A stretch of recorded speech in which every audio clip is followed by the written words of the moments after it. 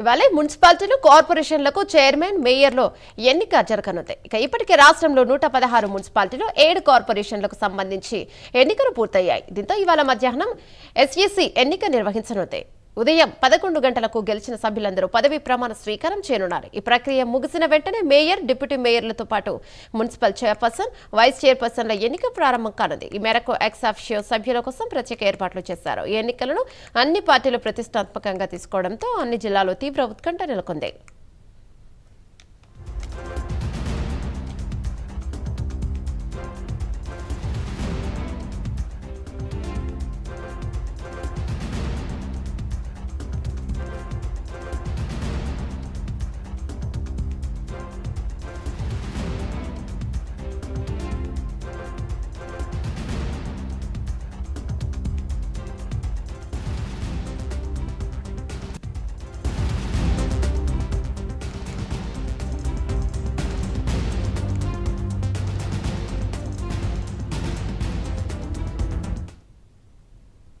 ఇవాళ మున్సిపాలిటీలు, కార్పొరేషన్లకు చైర్మన్, మేయర్ల ఎన్నిక జరగనుంది. ఇప్పటికే రాష్ట్రంలో 116 మున్సిపాలిటీలు, 7 కార్పొరేషన్లకు సంబంధించి ఎన్నికలు పూర్తయ్యాయి. ఇవాళ మధ్యాహ్నం ఎస్ఈసి ఎన్నిక నిర్వహించనుంది. రైట్, దీనిపై మరింత సమాచారం మా కరెస్పాండెంట్ అజీం అందిస్తారు. రైట్ అజీం, చెప్పండి.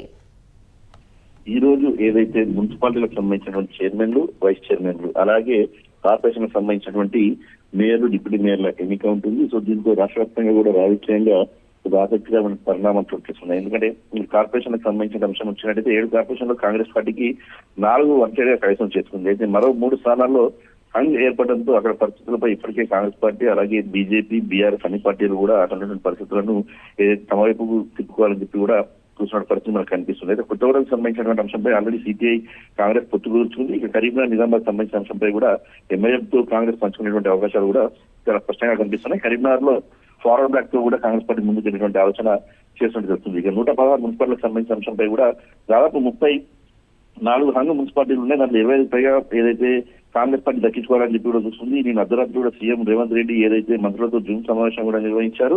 మేయర్లు, చైర్పర్సన్లు ఎన్నికలు అప్రమత్తంగా ఉండాలని చెప్పి కూడా మంత్రులకు, ఎమ్మెల్యేలకు, ఎమ్మెల్సీలకు అందరికీ సూచించడం కూడా జరిగింది. సో ఇన్ఛార్జ్ మంత్రులందరూ కూడా దాంట్లో ప్రత్యేకంగా దృష్టి పెట్టాలని చెప్పి, ఎక్స్ అఫిషియో ఓట్లు అవసరమైన చోట జాగ్రత్తగా వ్యవహరించాలని చెప్పి, స్వతంత్రులు ఇతర పార్టీ కౌన్సిలర్లు వస్తే చేర్చుకోవాలని చెప్పి కూడా సీఎం రేవంత్ రెడ్డి వారిని ఏదైతే దిశానిర్దేశం చేశారు. ఇక ఏదైతే పంచాయతీల చోట జీవన్ రెడ్డి అంటే జైత్యాల్లో ఉన్నటువంటి పంచాయతీలను కూడా నిన్ననే ఆల్రెడీ మంత్రితో, అలాగే ఏసీ సెక్రటరీతో మాట్లాడి కూడా సెట్ చేయడం కూడా జరిగింది. సో ఓవరాల్ గా కాంగ్రెస్ పార్టీ ఎన్ని స్థానాలు కైవసం చేసుకుంటుంది అనేది ఈ రోజు ఒక క్లారిటీ వస్తుంది. అలాగే 34 హంగ్ స్థానాల చోట కూడా కాంగ్రెస్ పార్టీని చేయించుకుంటుంది. దాంతో 2 స్థానాలకు పరిమితం అవుతుంది. అలాగే బీఆర్ఎస్ కింద వస్తాయి, బీజేపీ కింద వస్తాయి. మున్సిపాలిటీలో అయితే కార్పొరేషన్ అయితే బీజేపీకి ఉన్నది కేవలం కరీంనగర్ ఒకటే. సో అది కూడా దక్కే అవకాశం లేనట్టే కనిపిస్తుంది. కార్పొరేషన్ లో బీఆర్ఎస్ అయితే ఒకటి కూడా రాలేదు. ఒక మున్సిపాలిటీలు మాత్రమే బీఆర్ఎస్ చేతిలో ఉన్నాయి. సో 17ని పెంచుకుంటుందా లేదా 17కి పరిమితం అవుతుందా అనేది ఈ రోజుతో పూర్తి స్థాయిలో తేలిపోతుంది. అన్ని రాజకీయ పార్టీలు కూడా ప్రత్యేకంగా విషయపెట్టి కౌన్సిలర్ని ఇప్పటికే క్యాంపులకు తరలించారు. క్యాంపుల్లో ఉంచి వారితో వివరణ నడిపిస్తున్నారు ఆల్రెడీ.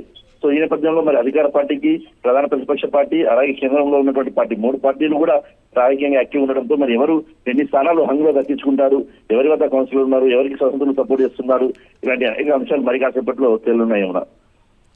Thank you Azeem.